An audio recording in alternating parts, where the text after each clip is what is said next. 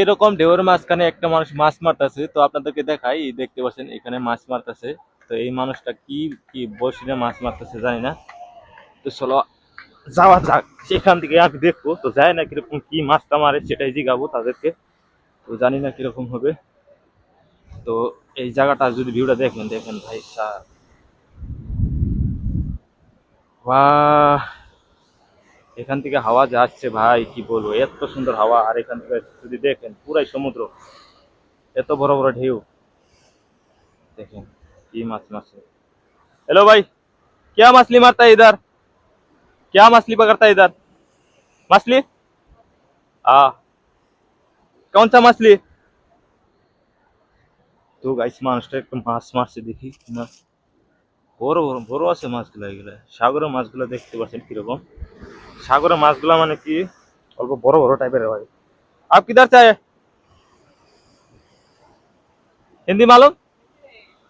मलयालम, मलयालम लिया। हिंदी। कैसे मछली पकड़ता है इधर से? मछली এখানে ভাই সাহেব, এখান থেকে মানে কি বসি ফেলাইছে দেখতে পাচ্ছেন, কত দূর রশিটা আছে এই দেখেন। ও ভাই সাহেব, এরকম ঢেউ ভাই সাহেব আসলে দেখতে পাচ্ছেন। আর এরকম ঢেউর মাঝখানে কেমনে মাছ মারে এটাই বুঝতে পারতাছি না। যে ঢেউ আর কি দিয়ে বসি ফেলাইছে আপনাদের দেখায়। বসিটা আছে বহু দূর, এরকম আমরা মাছ মারি না বসি দিয়ে।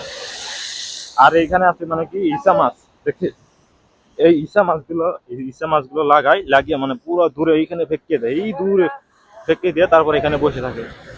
এই বড়শিটা মানে কি মেশিনের মতনই, এখানে সুতাটা মানে পুরা গছা যায়, দেখেন কি ধরনের, দেখেন। তো এই দূর রশিটাও আছে বড়, কত দূর আছে, এই বহু দূর আছে এখানে। তো কি বলবো, তো কাছে থেকে যে সাগরের ভিউটা যে দেখা, ভাই সাহেব যদি আপনি না আসেন তাইলে আপনি বুঝতে পারবেন না, এত সুন্দর ঢেউ আর এত সুন্দর হাওয়া দেখেন।